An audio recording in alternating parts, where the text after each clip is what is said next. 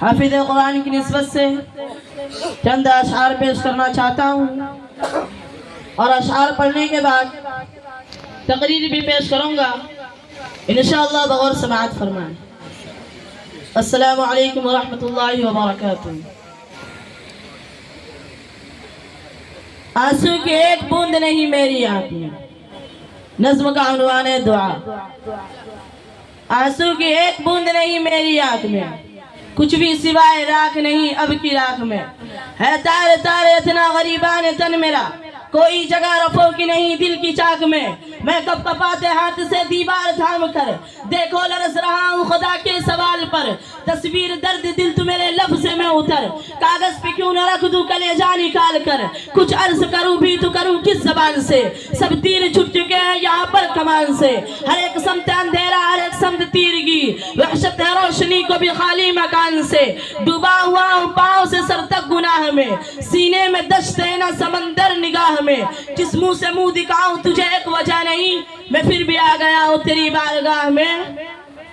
کس منہ سے منہ دکھاؤں تجھے ایک وجہ نہیں، میں پھر بھی آ گیا ہوں تیری بارگاہ میں، باطل کے آسماں کو زمین کر کے آ گیا، سب اس کے ہاں میں ہاں کو نہیں کر کے آ گیا، اب تیرے ہاتھ میں ہے میری لاج خدایا، میں تیری رحمتوں پہ یقین کر کے آ گیا، ہر روز گھیرتے ہیں نئے حادثے مجھے، چاروں طرف سے نوچتے ہیں بھیڑیے مجھے، منزل ڈرا رہی ہے بہت دور دور سے، آنکھیں دکھا رہی ہے سبھی راستے مجھے، اچھائیوں کی تیغ جگر میں اتار دے، جو میرے دل کی ساری برائی کو مار دے، مرجھائے ہیں جو پھول تو ان پہ نکھار دے، یا رب فدا کے رخ کو بھی فصلیں بہار دے، یا رب فدا کے رخ کو بھی فصلیں بہار دے، جذبوں میں میرے پھر سے اثر دے میرا خدا، خاموشیوں پہ داد ہنر دے میرے خدا، میری خطا معاف بھی کر دے میرے خدا، دامن نواز شان سے بھر دے میرے خدا۔ آمین ماشاءاللہ۔ الحمد للہ والصلاة على نبیہ اما بعد فاعوذ باللہ من الشیطان الرجیم بسم اللہ الرحمن الرحیم لقد جاءكم رسول من انفسكم عزيز عليه ما عنتم حريص عليكم بالمؤمنين رؤوف رحيم صدق اللہ العظیم۔ دہر میں آسودگی نہیں ملتی، تلاش جس کی ہے وہ زندگی نہیں ملتی، ہزاروں لاروں گلہریاز ہستی میں وفا کی جسم ہو بو وہ کلی نہیں ملتی، مگر میں نظر کو ایک آب گینا لایا ہوں جو شے اس میں وہ جنت میں بھی نہیں ملتی۔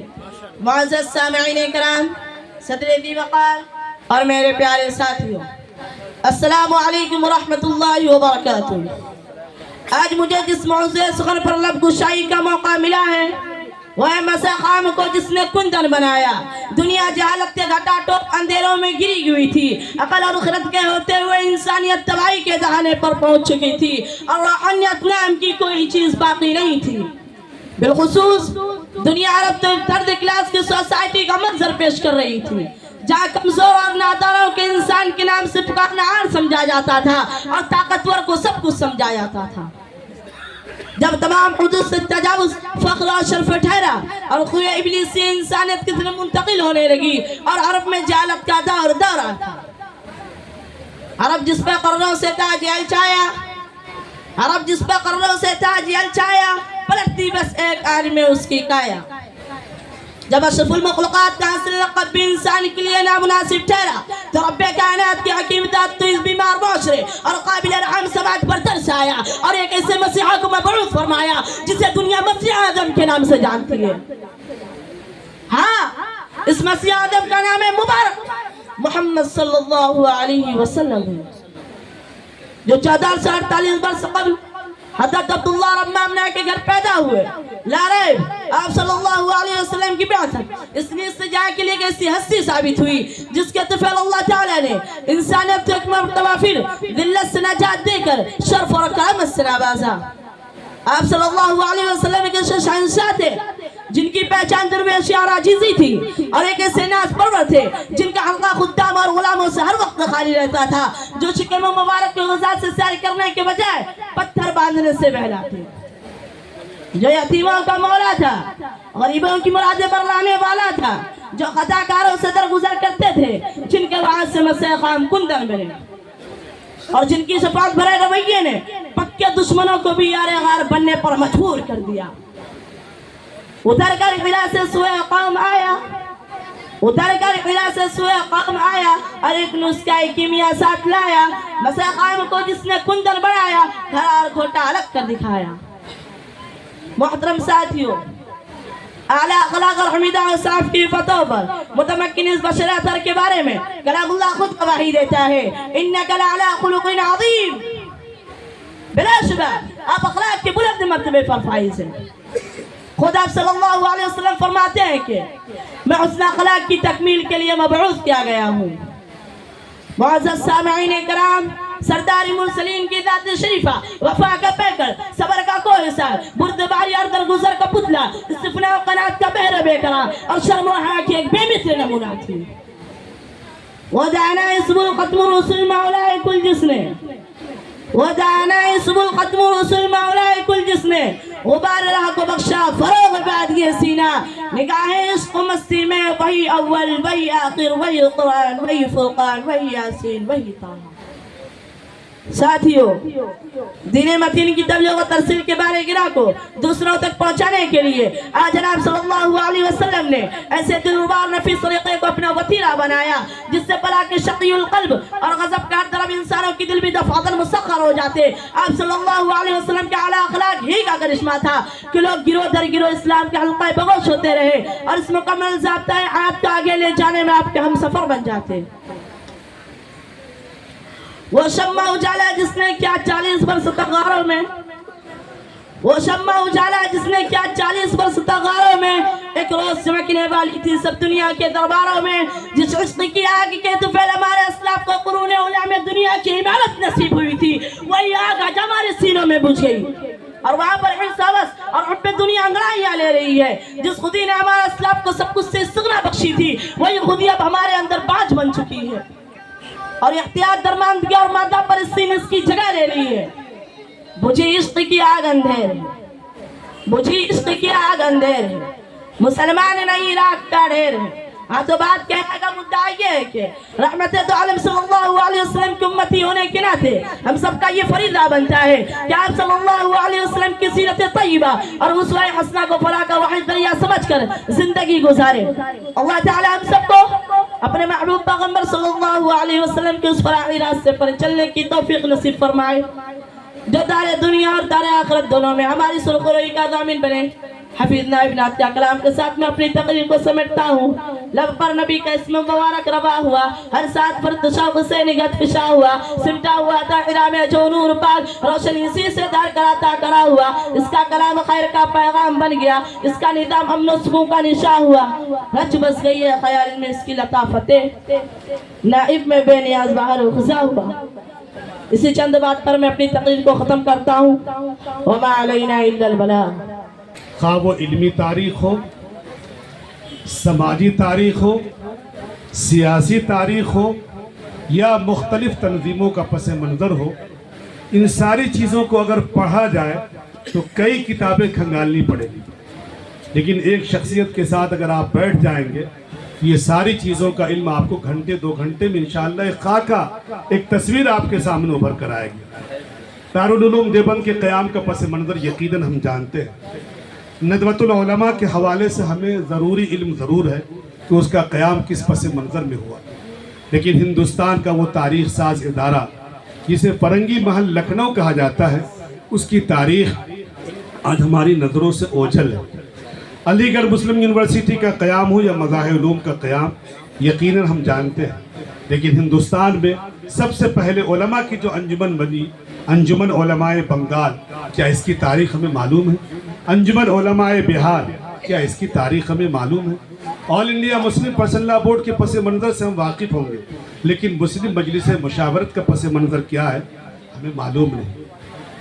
پورے عالم میں جتنے مذاہب ہیں، خواہ وہ یہودی ازم ہو یا کرسچن کے مختلف مکاتب فکر کے خیالات ہوں یا ہندو مت تہذیب کے خیالات ہوں، اور اس طریقے کے مختلف عناوین کے جو عمومی معلومات ہوتے ہیں، ان معلومات کو جاننے کے لیے ہمیں کئی کتابیں کھنگالنی پڑتی ہیں. لیکن میں یقین کے ساتھ کہہ سکتا ہوں اور دعوے کے ساتھ کہہ سکتا ہوں کہ ہمارے درمیان میں ایک ایسی شخصیت حضرت علامہ بنائی نعیم حسنی کی ہے آپ ان کے ساتھ بیٹھ جائیں تو یہ ساری تاریخ آپ کے سامنے انشاءاللہ ہوگی۔ میں دستار بندی سے پہلے حضرت علامہ بنائی نعیم حسنی صاحب سے گزارش کروں گا کہ وہ تشریف لائیں اور اپنے مختصر خطاب سے سامعین کو، طلبہ عزیز کو محظوظ فرمائیں۔ آپ کا تعلیمی جوہر اور آپ کے کمالات اور آپ کی خوبیاں بہت ساری ہیں، جو چند میدان میں نے استفادہ کیا ہے اس کا ذکر میں نے ضروری سمجھا ہے۔ علامہ بنائی نعیم حسنی آپ سب کی خدمت۔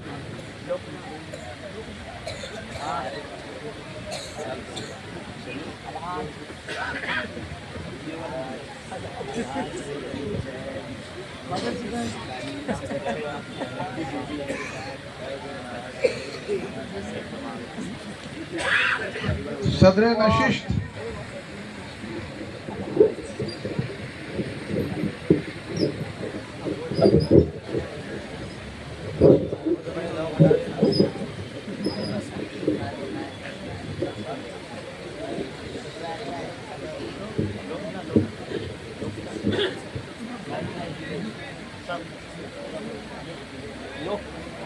صدر جلسہ حضرت مولانا عبدالرشید قاسمی صاحب، صدر ادارہ الحاج سید علی حسین صاحب، علماء کرام، دانشور اعظام، عزیز طلبہ اور ہماری ماں بہنوں، السلام علیکم ورحمۃ اللہ وبرکاتہ۔ آج کی تقریب جیسا کہ ہم سب دیکھ رہے ہیں، سن رہے ہیں، ہندوستان کے شہر عروس البلاد بمبئی میں جامعہ تجوید القرآن اور نور مہر ہائی اسکول کا مشترکہ سلور جبلی کا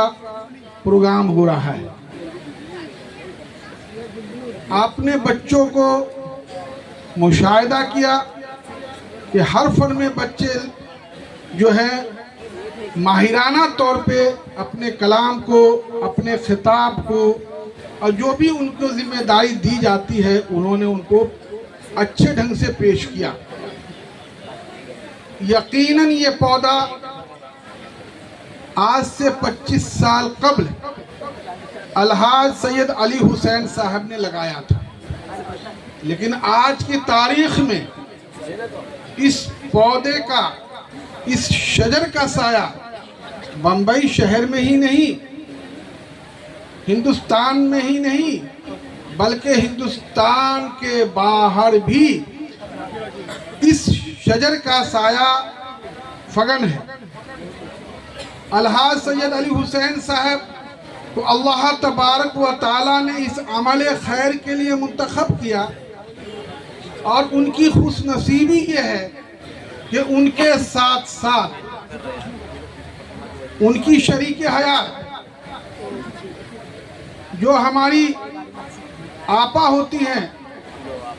محترم الحاج سید حسین صاحب کی بچیاں، نوازے، یہ سب کے سب یہ عمل خیر میں لگے ہوئے ہیں۔ یہ ادارہ ہندوستان میں اپنی نوعیت کا ایک جدت والا ادارہ ہے۔ روایت کی پیروی کرنا آسان ہے، لیکن روایت کے اندر جدت لانا یہ انقلابی شخصیت کا ہوتا ہے۔ جس طریقے سے بر صغیر کے اندر دین کی تعلیم شیخ استاد اپنے یہاں دیتے تھے اور لوگ وہاں جا کے ان سے استفادہ کرتے تھے، لیکن دارالعلوم مدرسے کی شکل نہیں تھی۔ اسے شکل دیا حجت الاسلام مولانا قاسم نانوتوی رحمت اللہ علیہ نے۔ یہ مولانا قاسم نانوتوی رحمت اللہ علیہ کے سر جاتا ہے کہ انہوں نے تعلیم گاہ کی ایک شکل دی، جہاں بچے دور دراز سے آتے تھے اور وہاں ایک استاد نہیں بلکہ اساتذہ ہوتے تھے۔ ہر فن کے ماہر کو انہوں نے جمع کیا کہ ایک ہی جگہ تمام فن کے اساتذہ جمع ہو اور طالب علم وہاں تعلیم حاصل کرے۔ ایک زمانہ تھا कि हम मॉडर्न तालीम को नाजायज बोलते थे, इंग्लिश हमारे यहाँ नाजायज थी, लेकिन अल्लाह तबारक व ताला ने इसके लिए हज़रत मौलाना सर सैयद रहमतुल्लाह अलैह को चुना और उन्होंने मदरसतुल उलूम कायम करके वहाँ जहाँ दीनी तालीम के साथ साथ असली तालीम का इंतज़ाम किया। इसी तरीके से हमारे रिवायती मदरसों में सिर्फ और सिर्फ शरई और दीनी तालीम का इंतज़ाम था, वहाँ मॉडर्न एजुकेशन स्कूल की तालीम का इंतज़ाम